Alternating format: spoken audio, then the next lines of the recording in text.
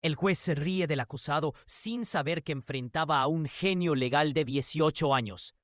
El juez Ricardo Valdés pensaba que ese día sería como cualquier otro. Una sala más, un acusado más, una sentencia más.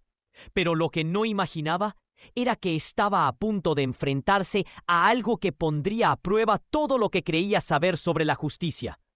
Frente a él, en la corte del condado de Los Ángeles, el ambiente era denso, con un murmullo inquietante que flotaba en el aire. El público llenaba cada rincón de la galería, observando con curiosidad al muchacho que se encontraba junto a la mesa de la defensa.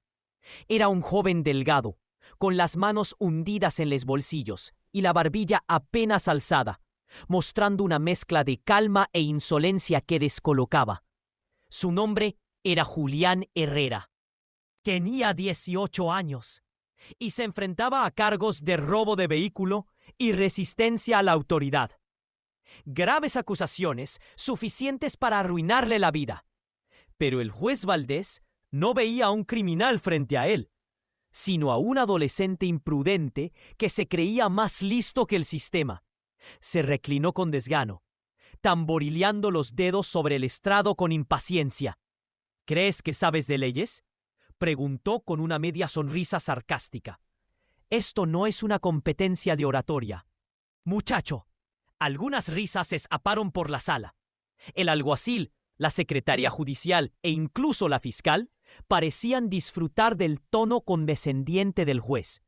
Pero Julián no se inmutó, no sonó, no dijo nada, porque él llevaba años preparándose para ese momento. No porque esperara ser acusado de algo, sino porque su mundo siempre giró en torno al sistema judicial. Mientras otros jóvenes jugaban videojuegos o soñaban con ser atletas, él leía libros de derecho y analizaba juicios imaginarios. Su madre, Teresa Herrera, trabajó como asistente legal durante más de 20 años. En casa las conversaciones siempre giraban en torno a fiscales negligentes, jueces parciales y defensores sobrecargados. Julián absorbió cada palabra. A los 14 años ya debatía con argumentos que dejaban en silencio a adultos, pero nada de eso importaba. Ahora para el juez Valdés, él era solo otro chico latino metido en problemas. Terminemos esto rápido, murmuró mientras hojeaba el expediente. Tengo una cena esta noche. La sala volvió a reír. Julián apenas alzó una ceja y dejó asomar una leve sonrisa. Valdés acababa de cometer su primer error y nadie más parecía haberlo notado. La fiscal del caso, Natalia Fuentes, se puso de pie como quien ya conoce el desenlace. Caminó con paso firme hacia el estrado, ajustando la chaqueta de su traje oscuro con precisión. No necesitaba demostrar nada, al menos no ante sus colegas. Su voz resonó con seguridad medida, como quien ha repetido ese discurso decenas de veces. Su señoría, el Estado demostrará, sin lugar a dudas razonables, que el acusado Julián Herrera fue sorprendido en posesión de un vehículo robado, un BMW X3 modelo 2022, reportado como sustraído solo unas horas antes del arresto. Hizo una pausa mirando al jurado con un aire casi teatral. El acusado fue perseguido por oficiales en el centro de la ciudad y se resistió activamente al arresto. Sus huellas fueron encontradas en el volante. Las pruebas son claras, hablan por sí solas. El público murmuró removiéndose en sus asientos. En apariencia, todo sonaba con tú. Auto robado, intento de fuga, evidencia física. El juez Valdés asintió brevemente, como si el caso ya estuviera resuelto. Continúe, fiscal, dijo sin mucho interés. Natalia se acercó al jurado, con pasos calculados, sosteniendo un fajo de documentos. La defensa intentará convencerlos de que el señor Herrera fue víctima de una confusión, de que estuvo en el lugar equivocado en el momento equivocado. Se giró entonces por primera vez hacia Julián, pero seamos honestos. ¿Qué clase de inocente huye de la policía? La tensión en la sala aumentó como si alguien hubiese bajado la temperatura. El juez se inclinó apoyando la cabeza en la mano. Julián permanecía inmóvil, impasible. La fiscal volvió a revisar sus papeles con calma. Tenemos aquí la declaración jurada del oficial Marcos Díaz. Él afirma haber visto personalmente al acusado conduciendo el vehículo antes de que intentara escapar. El procedimiento de arresto fue llevado a cabo conforme a lo establecido por el protocolo. El juez volvió a asentir. «Suena bastante sencillo», murmuró. Y para casi todos en esa sala lo era, pero no para Julián. Él había dedicado su vida entera a estudiar casos judiciales y no tardó en notar los vacíos, las inconsistencias. Solo que aún no era el momento de hablar. No todavía. Valdés golpeó suavemente el estrado con el mazo. «Ahora escuchemos a la defensa». La abogada de oficio asignada a Julián, una mujer llamada Laura Ríos, se levantó con evidente nerviosismo. «Su señoría, mi cliente». Pero no terminó la frase. Julián colocó una mano sobre su brazo en silencio. No era una interrupción agresiva, era una decisión. Laura lo miró unos segundos y luego asintió con resignación, volviendo a sentarse. El joven finalmente habló. «Me representaré a mí mismo, su señoría». Un silencio absoluto se apoderó de la corte. El juez Valdés lo miró con una mezcla de asombro y burla. «¿Tú solo?», preguntó con un dejo de ironía. Pero la voz de Julián no vaciló. «Sí, señoría, haré mi propia defensa». Y en ese instante, algo en la sala cambió para siempre. Lo que estaba por venir ya no era un juicio cualquiera. Era el principio de una batalla inesperada y Julián estaba más que listo para pelearla. Julián avanzó con calma. Sus pasos firmes resonaban en la madera del piso y su postura erguida transmitía una seguridad que nadie esperaba. Las miradas estaban fijas en él, las del jurado, del público, incluso la del juez Valdés, que ahora lo observaba con una ceja arqueada. Julián dejó que el silencio se asentara incómodo, pesado. Era intencional. Cuando por fin habló, lo hizo con voz clara, pausada. «Antes de comenzar, su señoría, quisiera confirmar un detalle con la fiscalía». La fiscal Natalia cruzó los brazos, ladeando la cabeza con una sonrisa escéptica. «Adelante». Julián dio un paso más. «Usted mencionó que el oficial Marcos Díaz me dio al volante del vehículo antes de que intentara huir. ¿Es correcto?» «Correcto», respondió ella con impaciencia, como quien quiere terminar una escena innecesaria. «¿Y ese testimonio está incluido en su informe oficial?» «Por supuesto», replicó sin vacilar. Julián asintió y luego dirigió su mirada al juez. «Entonces, su señoría, solicito que ese testimonio sea retirado como prueba válida». Un murmullo recorrió la galería. El juez frunció el ceño. «¿Con qué fundamento?» Por primera vez, Julián sacó las manos de los bolsillos y señaló hacia la mesa de la fiscalía. «Porque el oficial Díaz no me vio en ese vehículo. De hecho, ni siquiera estaba de servicio cuando comenzó la persecución». El rostro de Natalia se tensó por un segundo. «¿De qué estás hablando?», preguntó con una voz repentinamente menos firme. «Quisiera solicitar los registros de GPS del patrullero del oficial Díaz para esa noche», continuó Julián. «Si él afirma haberme visto, su ubicación debe coincidir con el lugar donde ocurrió la detención, pero tengo razones para creer que no lo hará». El silencio se tornó más espeso. El juez giró lentamente hacia la fiscal. «¿Alguna objeción?». Ella tragó saliva. La pausa fue lo bastante prolongada, como para que todos notaran la duda. «No, su señoría», dijo finalmente, aunque su tono ya no tenía la misma seguridad. Julián respiró profundo. Sabía que ese era solo el primer golpe, uno que ya había tambaleado los cimientos de la fiscalía. Por primera vez, la risa había desaparecido del ambiente. Natalia hojeó sus papeles buscando reorganizar su estrategia. Mientras se verifica el registro de GPS, los hechos siguen siendo los mismos.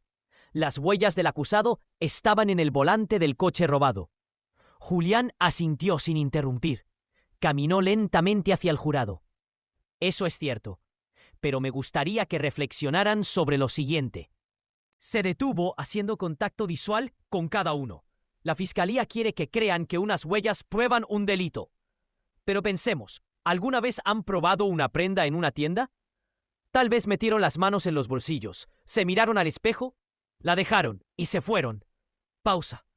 Horas después, alguien roba esa prenda. ¿Significa eso que ustedes fueron los ladrones? Un murmullo recorrió las filas del jurado. La lógica era simple, pero poderosa. Ese auto estuvo estacionado fuera de una tienda de conveniencia por horas. Yo estaba allí con 3 amigos. Pasamos junto a él. Lo toqué, me apoyé, abrí la puerta por curiosidad, pero no lo robé, no lo conduje. Fue una tontería, una estupidez, pero no un crimen. Dejó que la sala digiriera sus palabras y entonces lanzó la siguiente con precisión quirúrgica. Tocar algo te convierte en delincuente. La fiscalía comenzaba a perder el control de la narrativa, pero Julián apenas estaba empezando. La fiscal Natalia Fuentes intentaba recomponer el control de la sala. Tosió, hojeó sus notas y retomó el hilo de sus argumentos, pero su discurso ya no tenía la misma firmeza. Independientemente de cómo llegaron esas huellas al volante, siguen siendo evidencia clave, y su presencia en el vehículo robado. Julián la interrumpió sin levantar la voz. Eso nos lleva a otra pregunta importante. Su señoría se giró hacia el juez Valdés, quien ahora lo observaba con creciente atención. El perito forense que procesó la evidencia dactilar está presente para testificar. Valdés parpadeó sorprendido. Miró a la fiscal. Natalia dudó por un instante. No fue convocado, admitió. Julián hizo una leve inclinación de cabeza, como si confirmara una sospecha. Entonces, si entiendo bien, el Estado quiere usar una prueba clave para incriminarme, pero ha decidido no traer al especialista responsable de procesarla. No tengo la posibilidad de interrogarlo, de verificar la cadena de custodia, ni de cuestionar la precisión del análisis. Se volvió el jurado. ¿Eso les parece? Justicia, la sala quedó en silencio. Incluso los murmullos del público se habían apagado.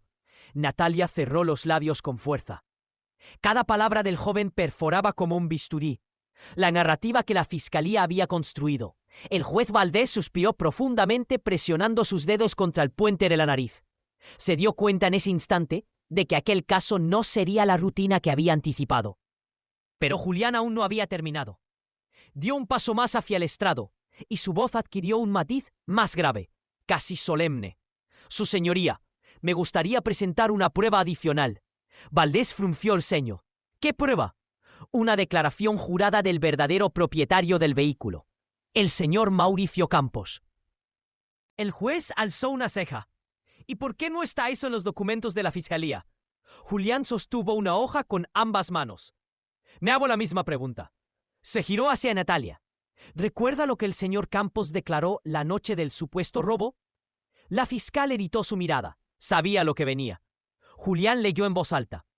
Dejé el auto encendido mientras entraba a la tienda. Cuando salí, ya no estaba. Vi al chico que se lo llevó. Era blanco. La reacción fue inmediata. Un murmullo de asombro recorrió la sala como una ola. Julián levantó la hoja. Esto está en el informe policial original. La fiscalía lo omitió. El oficial que me arrestó nunca lo mencionó. Y sin embargo, aquí estamos, con un acusado que ni siquiera coincide con la descripción del ladrón. Natalia intentó intervenir. Su señoría, esto es irrelevante.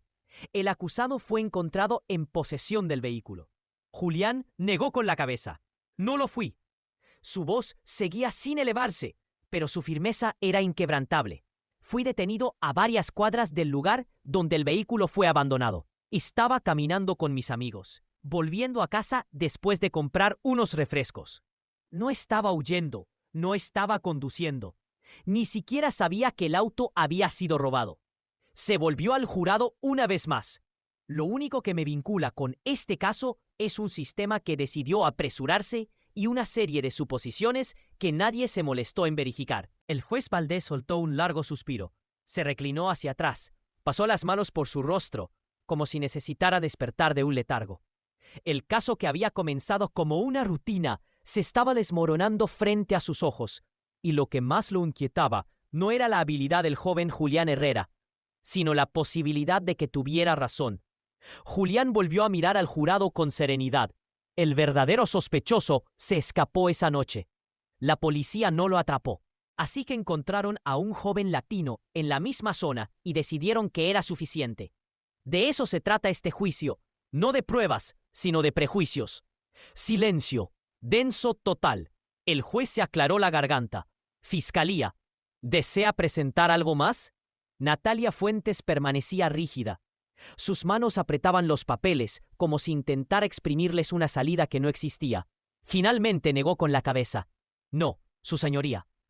En ese instante, Julián se giró y se acercó lentamente a su mesa. Se detuvo, respiró hondo y dijo algo que sellaría el destino del juicio. Me han llamado insolente. Me han dicho que no soy abogado. Tal vez tengan razón, pero si alguien con 18 años, sin título, sin experiencia, logra desmontar un caso que debía ser claro para el Estado, entonces el problema no soy yo, es el sistema. Una mezcla de asombro e incomodidad se apoderó del tribunal. El jurado intercambió miradas. Incluso el alguacil, que hasta entonces había sonreído con suficiencia, parecía desconcertado. El juez Valdés miró a Julián por un largo instante. Luego bajó los ojos hacia el expediente. Lo hojeó en silencio, como si de pronto ya no confiara en cada palabra escrita en él. Cerró la carpeta, se ajustó las gafas y dijo en voz clara: caso desestimado. La palabra cayó como una bomba. Un segundo de absoluto asombro precedió al estallido de murmullos en la sala. Algunos se llevaban las manos a la boca. Otros empezaban a aplaudir en silencio. Julián no reaccionó. Se quedó de pie, inmóvil, dejando que el peso de ese momento se instalara en cada rincón del recinto. Sabía que aquello no era solo una victoria personal. Era un punto de inflexión. El juez Valdés, con el mazo aún en la mano, le dirigió una última mirada. En ella no había burla ni arrogancia, solo algo parecido al respeto, quizás incluso remordimiento. Julián le devolvió la mirada por unos segundos, luego se dio la vuelta y caminó hacia la salida. Pero justo cuando alcanzaba la puerta, una voz lo detuvo. «Señor Herrera». Julián se detuvo sin girarse. El juez tardó en hablar, pero cuando lo hizo, sus palabras fueron claras. Debería considerar estudiar Derecho. Una pequeña sonrisa asomó en los labios de Julián.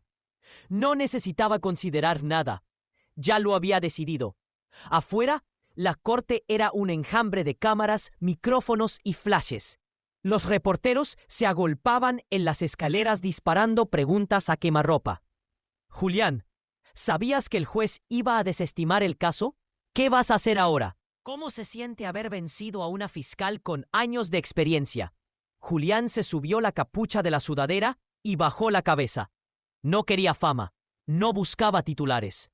Para él esto nunca fue sobre ego, sino sobre justicia. Y allí, en medio de todo ese caos mediático, lo esperaba una figura conocida. Su madre, Teresa, estaba de pie al pie de las escaleras, con los brazos cruzados y una expresión que mezclaba orgullo con agotamiento. Cuando Julián la alcanzó, ella negó con la cabeza y soltó un suspiro. «Hijo, casi me matas del susto». Él se rascó la nuca, esbozando una risa tímida. Tenía que intentarlo. Teresa lo miró durante un largo segundo y luego lo abrazó con fuerza. «Siempre fuiste el más terco de esta familia». Los flashes seguían, pero Julián ya no los oía. Del otro lado de la calle, apoyado en su vehículo, con las manos en los bolsillos, el juez Ricardo Valdés también observaba. Ya no tenía la postura altiva con la que había entrado esa mañana a la sala. La arrogancia en sus ojos se había disipado, sustituida por una expresión mucho más difícil de definir: introspección. No había previsto que aquel juicio de rutina, otro día, otro acusado, otro veredicto automático, terminaría de esa manera. Porque lo que Julián Herrera había hecho no era común. No solo había defendido su inocencia con argumentos sólidos, había hecho que el sistema judicial se mirara a sí mismo. Y por una vez, el sistema retrocedió. El juez lo sabía. Aquello lo marcaría por mucho tiempo. ¿Cuántos otros casos se resolvían con las mismas prisas, con las mismas omisiones? ¿Cuántas personas habían sido condenadas sin pruebas claras, simplemente por tener el rostro equivocado, el acento equivocado, la historia equivocada? Julián no había salvado solo su nombre, había expuesto una falla profunda, una herida abierta que nadie quería ver. Lo más inquietante de todo era pensar en cuántos Julián no habían tenido los conocimientos o la oportunidad de defenderse. La prensa continuaba fuera, pero el joven ya no prestaba atención. Para él, aquello era solo el final de un capítulo.